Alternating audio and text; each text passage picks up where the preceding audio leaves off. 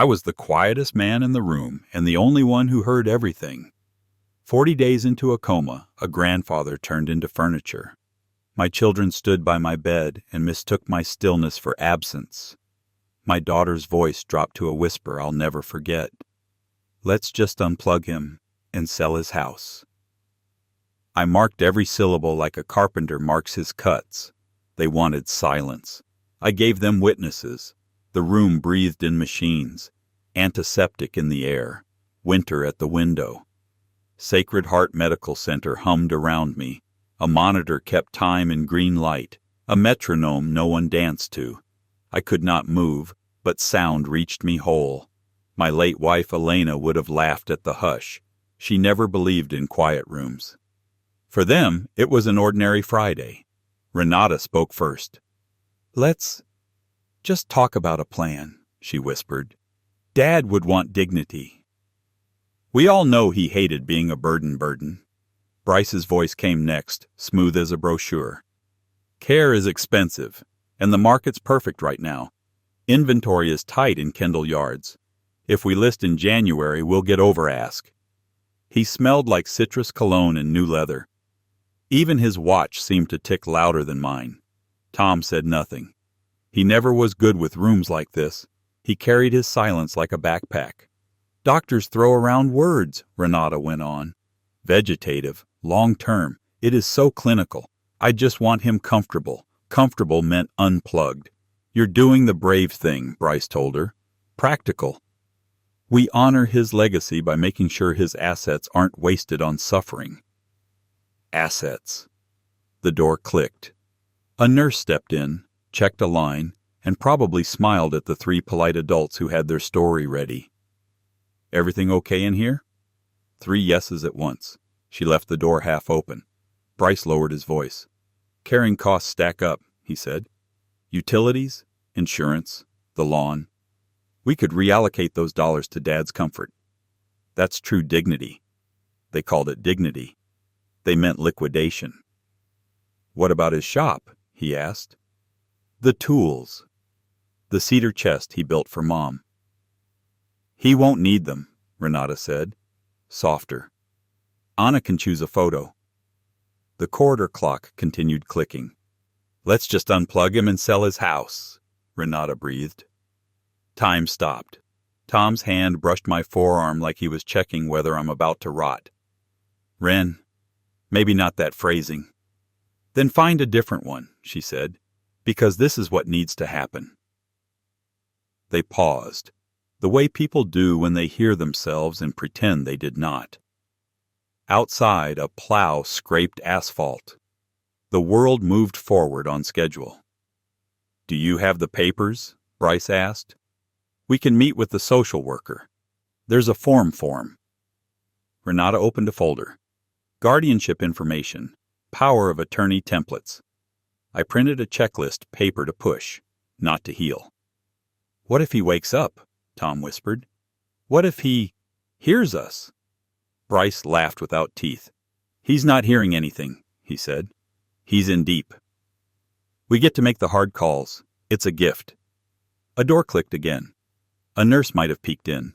Renata thanked her in the voice she used at the boutique, the one that called you dear before it charged your card. Okay, Renata said. Monday with the social worker. Tuesday with the agent.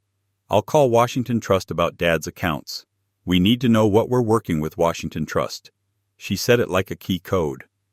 I'll reach out to an agent, Bryce said. We can do a coming soon to build buzz. I can borrow staging pieces from the warehouse staging for a house that staged my whole life. Memories walked the hall. Elena with a pencil behind her ear at the kitchen table. My kids in pajamas at the top of the stairs one Christmas morning, failing to be quiet. The blinds brightened and then dulled. Afternoon decided to be evening. They stood together. Coffee? Bryce asked, already turning. Renata adjusted her scarf. Daddy, she whispered at the door. We love you. Gilded words. No wait.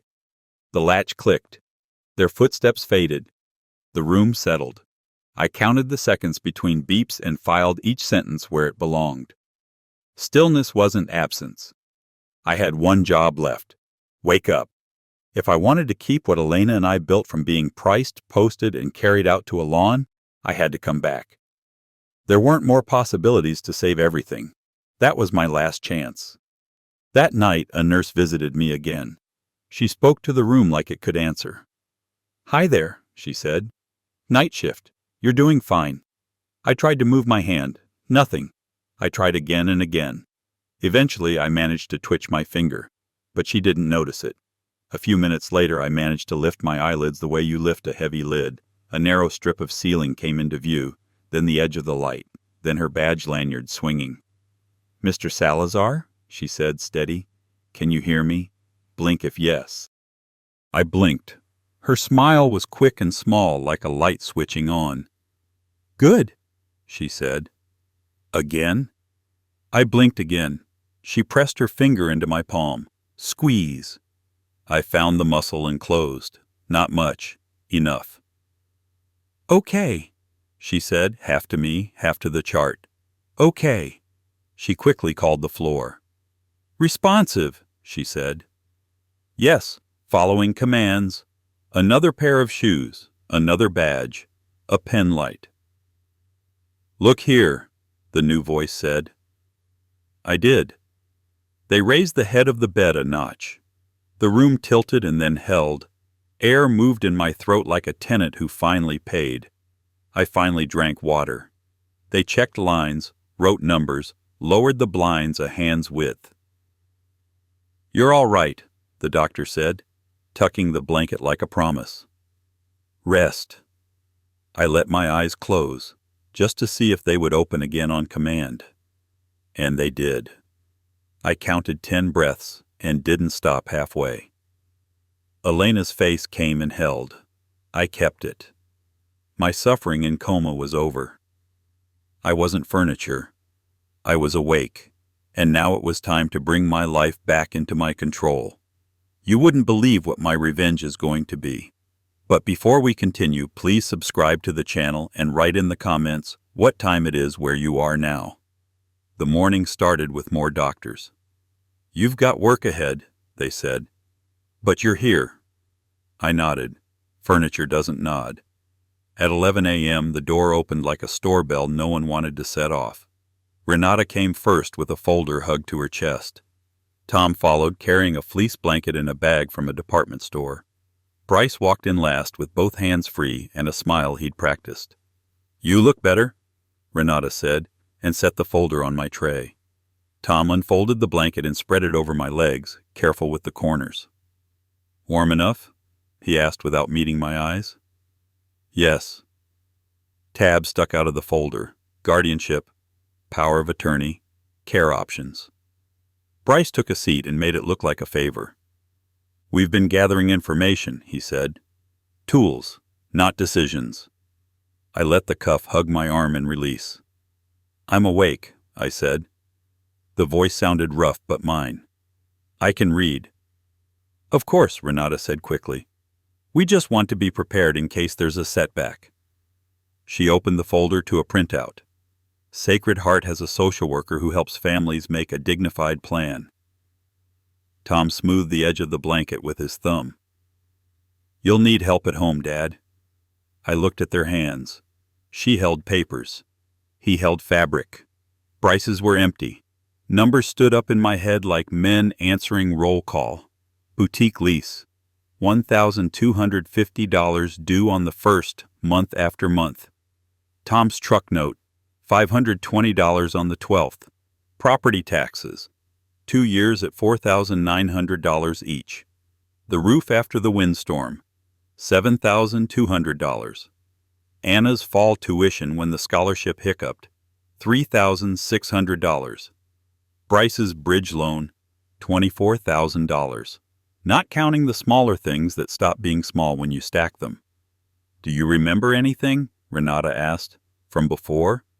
"Enough." She brushed at lint that wasn't there and closed the folder part way. "We can talk about the house later." Bryce filled the space the way men do when they like the sound of their own advice. "Inventory is tight in Kendall Yards. Spring buyers are aggressive. If you decide to downsize, Timing matters. A nurse came in with discharge instructions and a polite smile for the helpful family. She read her list. I read the room. By 2:45 p.m. I stood with a walker and a promise from my knees. The aide called me stubborn.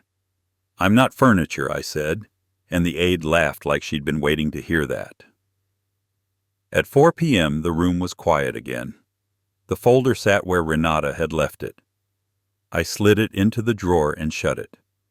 The man who paid without counting and forgave without asking had done enough. He could rest. I would do the rest. Tuesday, 10 a.m.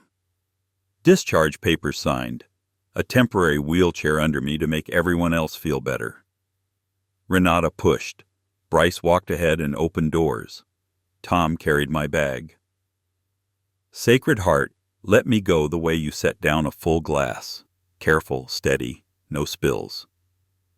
Outside, the air felt clean.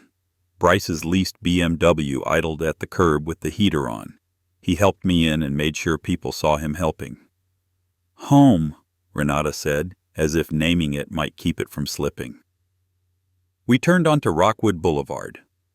Bare trees, old porches, snow-edging lawns that had gone to sleep. "Just to start a conversation," Bryce said, eyes on the road. "There are options that keep things easy and dignified." "Words matter," Renata added. "We don't want you to feel trapped." "What options?" I asked. "Downsizing," he said. "A single-level condo near Kendall Yards.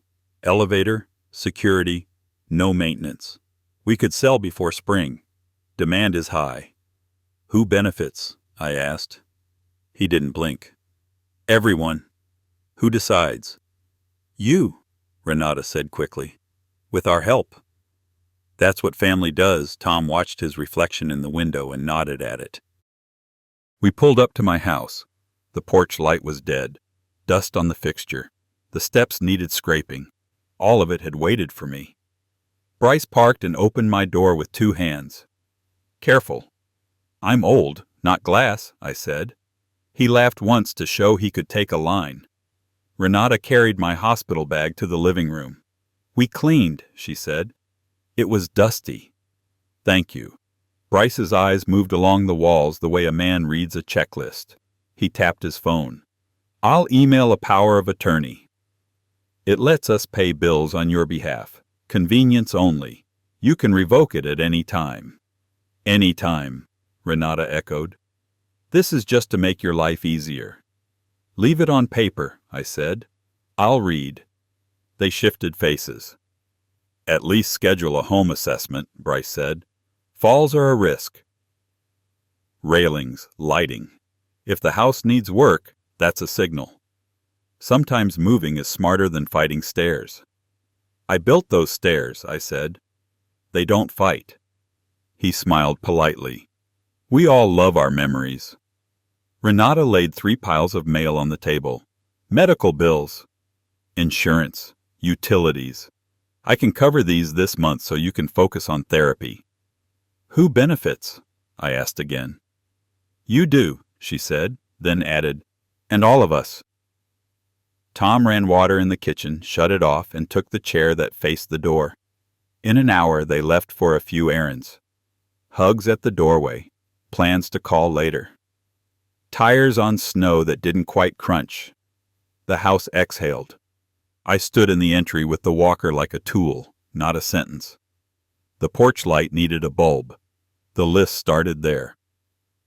I took the manila folder from the drawer where I keep warranties and paid invoices and set it on the kitchen table. Washington Trust. Account ending 3104. I didn't open it yet. I walked the rooms like a man counting inventory. Elena's photo. The cedar chest. The nick in the baseboard where Leo crashed a toy truck and apologized with both hands.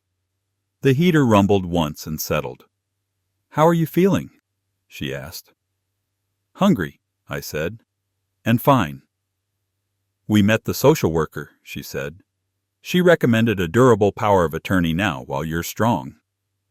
If there's a setback, there's no scramble." The form is simple, Bryce said, joining the call as if he'd been on it all along. Pre-filled. We can stop by after dinner for signatures. Who benefits? I asked. Dad, Renata said, slower. This isn't adversarial. We can pay bills, coordinate appointments, manage the house. The system is complicated.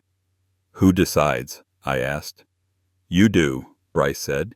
You can revoke at any time. This prevents gaps. Silence kept its place for a beat. Please don't make this harder, Renata said. We're trying to help. You can't do everything alone. Bring the papers, I said. Tomorrow at noon. She exhaled with relief. Thank you. We ended the call. I changed the porch light bulb and flipped the switch. It came on. I brewed coffee I liked and poured it into Elena's heavy mug. The house didn't need permission to be mine. At night, Tom called. Dad, are you good? I am. I'm sorry about the hospital, he said. I should have said something. Tomorrow at noon, I said. Be here. I will. I set the phone face down and let the room stay quiet on purpose. The folder sat on the table. The light over it was new. The house felt like itself again. Morning laid itself across the kitchen table, same as always. I poured coffee into Elena's heavy mug and sat with the numbers that had followed me home from the hospital. Boutique lease, $1,250 on the 1st, every month. Tom's truck note, $520 on the 12th. Property taxes, 2 years at $4,900 each. Roof, $7,200. Anna's tuition, $3,600. Bridge loan to Bryce, $24,000. And 100 little drains that felt like kindness while they were happening. I dialed the bank. Washington Trust, this is Melissa. I need to cancel 2 automatic transfers, I said, effective immediately. She asked for the last 4 of my social, then the account. I'm seeing both, she said. You're canceling effective immediately? Effective immediately. Done, she said. You'll receive confirmations by mail and email. One more, I said. Remove an authorized user from my Visa. Last 44419. Cardholder Renata Salazar Klein. Removing an authorized user requires verbal confirmation and a mailed notice, she said. Do you still have her card? I do. Once I process this, that card will be deactivated. Do it. Done. I set Renata's card on the table. It looked smaller in daylight. Anything else? Melissa asked. Yes, I said. Stop the monthly interest-only transfer, decline consulting, account ending 2211. That is set as a revolving transfer, she said. Amount? Varies, I said. Stop it. No further transfers. A pause. Stopped. Thank you, Melissa. You're welcome, Mr. Salazar, she said. How are you feeling today? Better, I said, and meant it. I hung up and looked at the wristband from Sacred Heart. White plastic with my name, the way a box might be labeled before storage. I took it to the fireplace, struck a match, and watched it curl into itself and darken. The flame caught, then let go. The plastic became nothing anyone could reuse. I brewed another pot. Not store brand, the good Colombian, the kind Elena bought on holidays. It filled the house with something that felt like a decision. I opened the drawer where I kept warranties and paid invoices and slid the manila folder back into place. Papers were in order. That wasn't the point. I walked the rooms and took an inventory that didn't have a price. The dent in the hallway where Leo's truck had found the baseboard, the way the light fell on the cedar chest I built for Elena the summer we'd saved up for new windows and chose wood instead. At the workbench, I ran oil along the lid of that chest and rubbed it in with a rag until the grain remembered how to glow. My phone buzzed once. Then again, I let it. By noon, the porch light was still on from last night, steady and simple. I left it that way. For me, it wasn't a simple revenge. It was oxygen. I craved for it after all they had done to me. I was in the garage with the radio low and the heater knocking, sitting on the stool at my workbench with the cedar chest between my knees. Lemon oil, clean rag, slow circles. My phone buzzed on the shelf. Renata. Then unknown. Then Hospital, Maine. I checked the clock on the wall I'd hung in 1999 when Tom was learning to ride a bike in this very driveway, and Wren screamed at him to look up and nod at his front wheel. I set the phone face down. Buzz. Buzz. Voicemail. Dad, it's Renata. We're here with Julie, the social worker. She has other families waiting. Please call. We can reschedule, but it looks bad, Buzz. Mr. Salazar, this is Sacred Heart calling to confirm your care conference. Bryce, on text. We're holding the slot. When would you arrive? I rubbed the oil into the lid until the swirl marks disappeared and the wood gave back light. The room smelled like work and the way Sundays used to smell when Elena baked and I sharpened chisels in the open door. The phone buzzed itself tired, then quiet. I picked it up and turned it off. Perfect silence. 3 more hours passed. Pounding on the front door rattled the frame. Not a knock. A demand. Through the peephole, Bryce's red face too close to the glass, Renata tight-lipped behind him, Tom at the edge with that lost look I'd known since he was 7. I opened the door and stayed in the frame. What is wrong with you? Bryce said, pushing an apology out of his way so he could get his shoulders into the room. We had a social worker waiting. You embarrassed us. Get out of my doorway, I said. This is your father's crisis, Renata said, voice low and hot. You cannot play games with medical professionals. Do you know how long I spent on the phone to set that meeting? Tom looked at the porch light like it could rescue him. Dad, we were worried, he said. Just tell us you're okay. I'm okay, I said. I was working. Working? Bryce laughed. You're fresh out of the hospital. You're not capable of... I was oiling the cedar chest I built for my wife, I said. I'm capable of that. Renata folded her arms tight enough to wrinkle the sleeves on her coat. You could have told us you weren't coming. You could have asked if I wanted a meeting, I said. She blinked fast and straightened her mouth. This isn't about wants. It's about doing what's best. You need help. We're trying to give it... You're trying to take control, I said. You started at control and worked backward to help. Renata touched his sleeve. We're family, she said to me, softer now. This is exhausting.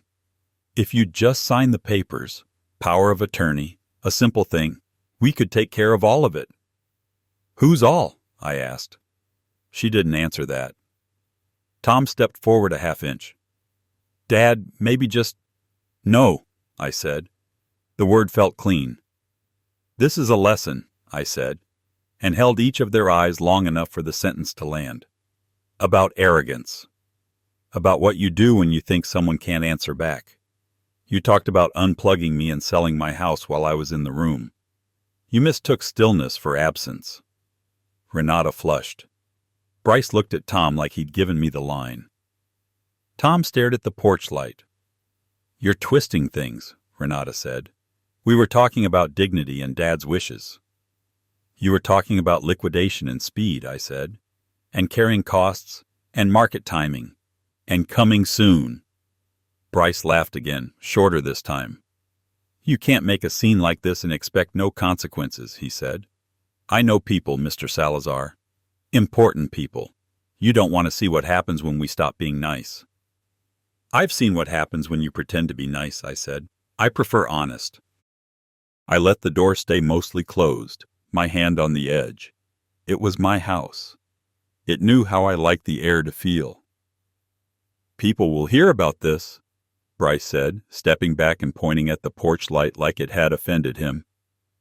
You leave people at hospitals. You waste professionals' time. There are costs to that.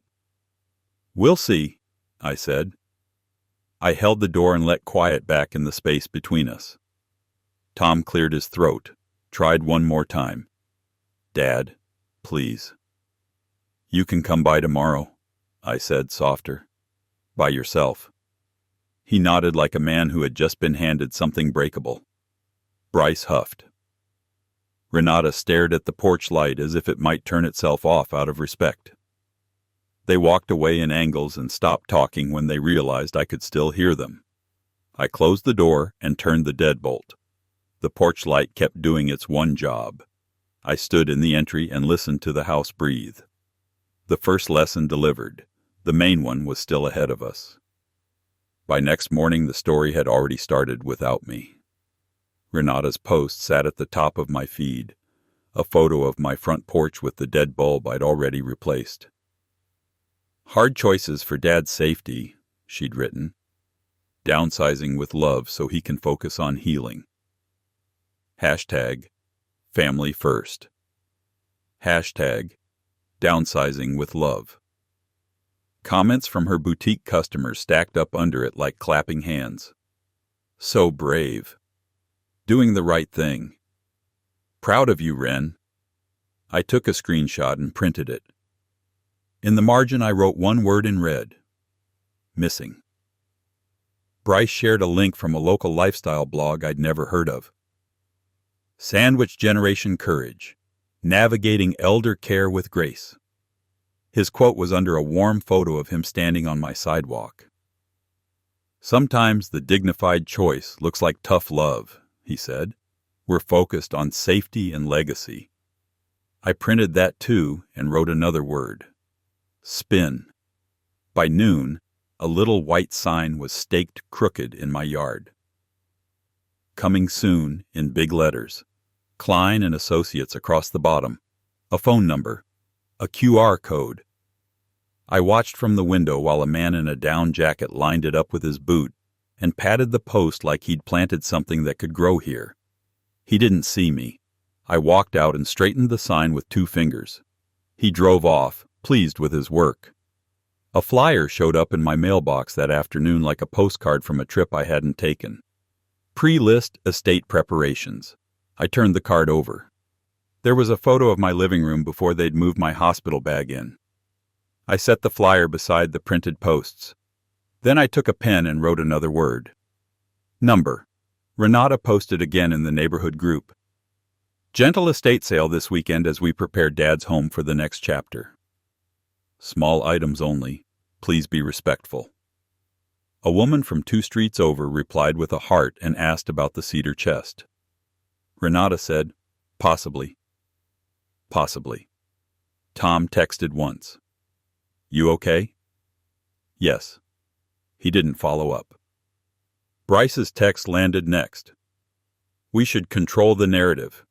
It's better for everyone if our story is consistent." This night, I knew that I didn't have enough time to waste. I laid the prints on the kitchen table in a row. Renata's porch photo with the caption, Bryce's blog clip, the postcard, the group post. They had chosen their words. They'd chosen their timing. They'd chosen my house. I poured coffee into Elena's heavy mug and stood there until the steam stopped. If they wanted a story, I would give them one. With witnesses. I spent all night counting my loans. I wrote a timeline down the left side of a yellow pad. Down payment, none from them. Boutique lease, 36 months times $1,250 equals $45,000. Tom's truck, 28 months times $520 equals $14,560. Property taxes, 2 times $4,900 equals $9,800. Roof, $7,200. Anna's tuition, $3,600. Bridge loan to Bryce, $24,000. Running total, $104,160. Not counting the small things. I underlined that last sentence. I wrote the sentence I'd been carrying since the hospital and printed it in a clean, large font. You mistook stillness for absence. Below it I added the line exactly as I remembered it. Let's just unplug him and sell his house. I took a photo of the coming soon sign with my phone and printed that too. On the back I wrote, who benefits, who decides, who moves first. I started building each packet like a kit. Every single action that they made against me was building inside these packets. Each photo, each printed screenshot, all bank confirmations. Stapled, clipped, set aside. I knew that they deserved it. I would distribute these packets to everybody. To the Ortizes next door who bring me tamales on Christmas Eve. To Mrs. Kim across the street who saw the sign go in. To Dave from 3 houses down, who borrows my ladder and returns it on time. To the parish couple who sat with me after Elena's funeral. To Tom's supervisor at the city IT office. To Renata's favorite customer, Karen, who comments on every post. To Bryce's golf buddy who waved as he drove by this morning. To 2 of Renata's boutique employees who called me Mr. S when I fixed the back door hinge for free. I rehearsed nothing. I wrote 3 sentences on an index card and put it in my shirt pocket anyway. You mistook stillness for absence. You called it dignity. You meant liquidation.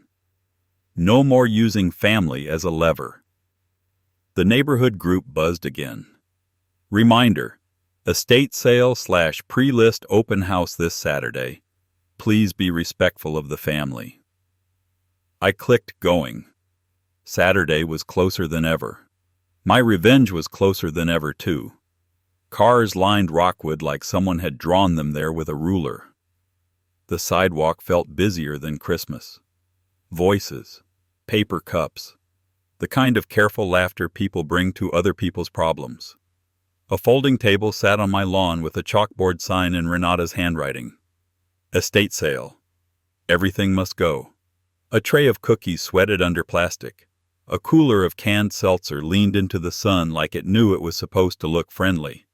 They had dragged the marble-top sideboard from the dining room and set it by the porch as a display. Price tags in blue ink fluttered on the drawers. My chisels lay in a neat row with neon dots on their handles. The cedar chest glowed beside them with a sticker on the lid. Possibly. I walked down the path in my navy suit, the one I wore when we said goodbye to Elena. The briefcase knocked softly against my leg. Bryce saw me and put an arm out like he could block weather. "Dad," Renata said, smoothing her hair. "You look nice." Tom stood by the porch rail, hands in his pockets, not choosing a side. A handful of neighbors turned their heads the way people do when the main actor enters, even if they did not know there was a play. "Good afternoon," I said. I set the briefcase on the marble top and opened it. 12 manila envelopes waited inside like lunch sacks. Mrs. Ortiz from next door stood with her husband, both of them holding a plate of cookies they probably brought, and then realized they should not have. Karen from the boutique held a latte and a phone. Dave from 3 houses down had my ladder in his truck again, and a grin that said he would return it on time. Bryce stepped forward. "We are keeping this private," he said. "Family matter. Please enjoy some refreshments while we sort something out." "Stay," I said to the neighbors. "Please." I placed one envelope in front of Mrs. Ortiz, one in front of Dave, one in front of Karen, one to the parish couple, one to Tom's supervisor, who had come for the ladder and stayed for the show, one to Mrs. Kim across the street, one to Bryce's golf buddy, who pretended he was just walking his dog, one to each of 2 boutique employees by the cookie table, one to the agent with the badge who had staked my sign, one to the man with the clipboard from Klein and Associates who was inventorying other people's memory and calling it staging. "Inside is the story you have been hearing," I said, "and the one you have not."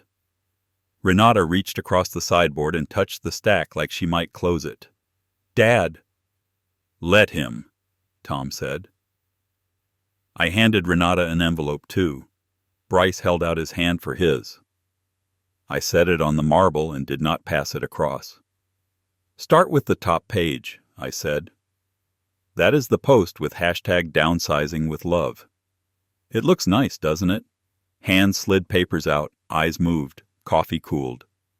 "Next is the quote about dignity," I said, "from the blog. Followed by the postcard for today and the photo of the sign in my yard. Fun, is it?" A small sound moved through the group the way wind moves through winter trees. Turn the page. They saw the timeline. Boutique lease for 36 months, Tom's 28 truck notes, 2 years of property taxes, the roof, Anna's tuition, the bridge loan. Numbers do not shout. They do not have to. I let them count. Renata swallowed. This is... He offered. We never... You said you would pay me back, I said. You said it a lot. Bryce tried a laugh that did not find a partner. You are making this performative, he said to me. This is a porch, not a courtroom. Good, I said. Courtrooms are loud. Karen held up a page with the boutique screenshots. Ren, she said quiet. These dates? It is complicated, Renata said. The shop is seasonal. Cash flow. Mrs. Ortiz looked at the coming soon photo and then at me. You did not approve this? No, I said. The agent with the badge put his clipboard against his chest like a shield. I was told the family was aligned. I pulled an index card from my pocket and did not look at it. You mistook stillness for absence, I said. I let the sentence sit on the marble. Karen's eyes moved to another page. Is that? Go on, I said. Second line. I spoke it exactly the way I had heard it in the hospital when the heater hummed and winter held its hand against the window. Let us just unplug him and sell his house, Renata had breathed 40 days in. I said it back. Renata closed her eyes and opened them again. That is not... Tom took his hands from his pockets and put them flat on the rail. I heard it too, he said. It landed with the weight of a simple tool. Bryce stepped between the table and the people and rearranged his smile into something that looked like an apology until it spoke. Grief makes us say things we do not mean, he said. We were facing impossible choices. We want what is best. You want speed, I said. You want market timing. You want my house to be a line item that fixes your lines. I looked at the cedar chest and the sticker. Possibly. I took the sticker off between my finger and thumb and stuck it to the underside of the sideboard where it would not find air. The boutique employees stared at the screenshots of drops on the first of the month and looked like two people learning to read in a language they thought they already knew. Mrs. Kim folded the timeline and then unfolded it again. This is a lot of money, she said. It is, I said. It is not the worst part. What is? They took my place in my own story, I said. They told you what would keep me safe. They did not ask what would keep me whole. Renata's voice tried soft again. Daddy, we love you. We were trying to... Love does not need hashtags, I said. It needs truth. A small child tugged a father's sleeve near the cookie table and pointed to a set of wooden blocks I had made for Leo. I lifted the box and put it on the sideboard. Not for sale, I said. Tom looked at the porch light and then at me. Dad? He said, and stopped. He picked up his packet and read instead. Bryce touched the "Coming Soon" signpost with his shoe like a man checking whether a thing still belonged where he had put it. The agent coughed. We can pause today, he said to Renata, voice low. Reset expectations. It happens. Everyone, Renata said louder. There has been a misunderstanding. We will reschedule the estate sale. No one moved toward the cookies. A neighbor from up the block raised his hand like a student. Why was the cedar chest on the list? He asked. The lid says Elena. Renata's face did something that made her look 12. I thought someone might appreciate it, she said. It is a waste to let it sit. It is not sitting, I said. It is waiting. I took the cedar chest in my hands and lifted. Dave stepped in without being asked and took the other side. We carried it back through the front door. The house breathed like it had been trying to since noon. When I came back out, I did not step aside. This is the part where I put down rules, I said. They are not complicated. No more using family as a lever, I said. No more meetings scheduled for me. No forms I do not read. No access to my accounts. No more selling things that are not yours. Renata stared at the brick steps. And no more calling liquidation dignity, I said. A boutique employee took off her name tag and put it in her pocket, and I thought about how fast people can tell when a room has changed. I reached down, pulled the estate sale, everything must go sign from the ground, and snapped the stake in half across my knee. It felt like cedar that had not been cut right the first time. I gave the 2 pieces to Bryce. You can recycle those, I said. I set my briefcase on the porch and looked out at the people who 5 minutes ago had been customers and were now witnesses. Thank you for your time, I said. Please take the cookies. They are good. Mrs. Ortiz put a hand on my arm, the way people do when they want to say more than the moment can hold. We are here, she said. I know, I said. I gathered the chisels, one by one, felt the nicked handles tell me who I had been, and walked inside. I was not paying for this show. Sunday morning, the street felt lighter, like a storm had moved through and left everything in sharper focus. I made coffee and opened the blinds. Renata's post disappeared before breakfast. The boutique account went private. In the neighborhood group, the hearts under her estate sale notice turned into a string of question marks and then silence. Karen, the customer who comments on everything, sent me a private note. I'm sorry. I didn't know. Your cedar work is beautiful. I wrote back, Thank you, Karen. That was enough for both of us. By early afternoon, Bryce's interview link led to a blank page, and the QR code on the postcard read, Listing withdrawn. He texted once, We should control the narrative. It's better for everyone if our story is consistent, and then tried calling from a number I didn't recognize. I let it ring out, the way you let a dog bark until it remembers the fence. Around 2:30, a photo buzzed in from Tom. His truck washed and parked in the driveway. Leftovers of for sale sign leaned against the garage. No caption. I called him. You don't owe me that picture, I said. I do. He sounded tired, but a different kind of tired. Good. Down on Main, someone slid a notice to pay rent or vacate under the boutique door. I didn't go to see it. A neighbor mentioned it when we ran into each other by the mailbox. I nodded and we talked about the weather instead. Monday I stopped at the hardware store for lemon oil and sandpaper. The cashier glanced up from the register and said, Saw the hubbub on Rockwood. People should be ashamed of themselves. I said I was set on 220 grit and paid in cash. Washington Trust called to confirm the cancellations and the authorized user removal. Any questions for me? Melissa asked. No, I said. Thank you. Tuesday morning, Bryce tried again. We can handle this like adults, he said, as if Saturday had been a tantrum instead of a mirror. I handled it, I said.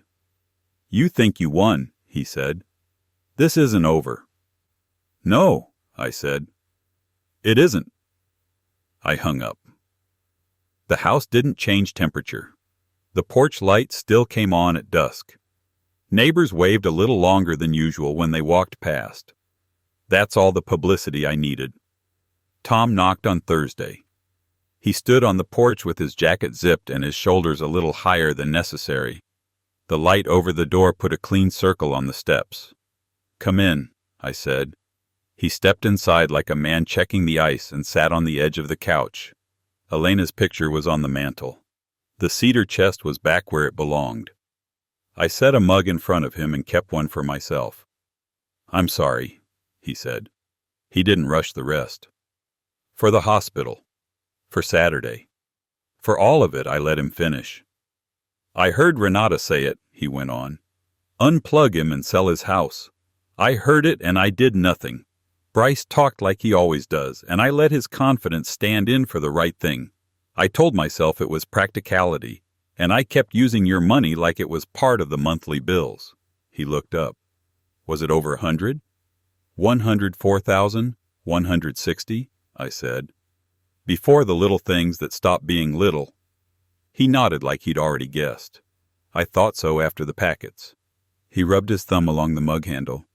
Bryce says you humiliated us. I held up a mirror, I said. A small sound came out of him, half laugh, half breath. Yeah.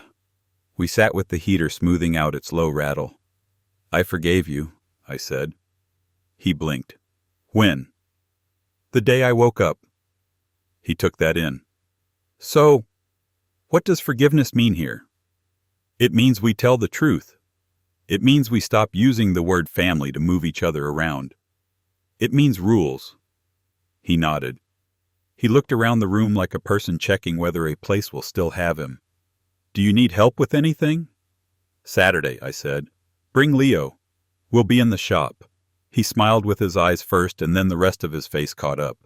He's going to be thrilled. We'll build something that takes more than a day, I said. He nodded.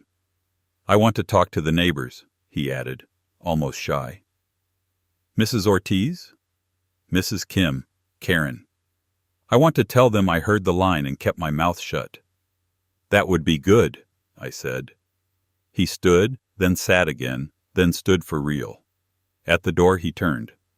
I was proud of you on Saturday, he said. Embarrassed and angry and proud. You didn't raise your voice. I didn't need to, I said. He laughed a little. See you Saturday. After he left, I wrote 3 short lines on a card and slid it into the drawer with the warranties and paid invoices. Tell the truth. Read before you sign. Stop paying people who call you a burden. I shut the drawer. The house kept breathing. Saturday brought a thin sun and the kind of cold that makes the air honest. Tom's truck rolled to the curb, cleaner than I'd ever seen it, and Leo jumped out with both feet, hands already reaching past me for whatever we were building. The workshop held its usual winter sounds, the radio barely there, the heater tapping at first and then settling in, the quiet creak of the stool when I sat. The cedar chest waited on the bench, oil sunk deep and warm. I set a block plane down and put Leo's small hand on the tote under mine. Push, I said. Listen. He pushed. A clean curl lifted and fell. He looked up at me like he'd made the noise himself. Tom leaned in the doorway and watched without trying to rename anything. We work the way you're supposed to work. Measure twice, cut once, pick up the curls when they gather at your feet instead of kicking them into a corner. I let Leo keep the scrap we checked our marks on. He put it in his pocket like treasure. We took a cocoa break on the back steps. The maples along the fence had little hard buds that didn't look like much unless you knew what they meant. A finch made the same small sound it makes every February and got away with it because it's February. Leo set his cup down very carefully, the way kids do when they've been told something matters. What are we building? He asked. Something that lasts, I said. We went back inside and I slid another piece of sandpaper across the wood toward his hand. The room smelled like lemon oil and work. I poured the last of the coffee into Elena's heavy mug and set it on the bench where it always looked right. The porch light would come on at dusk. It had one job and did it. I wasn't furniture. I was home. If your own children whispered about unplugging you and selling your house while you were still in the room, what would you do first? Share your thoughts and plans in the comment section. My grandpa's words really happened. I believe him. If you want more true tales stories like this, hit subscribe.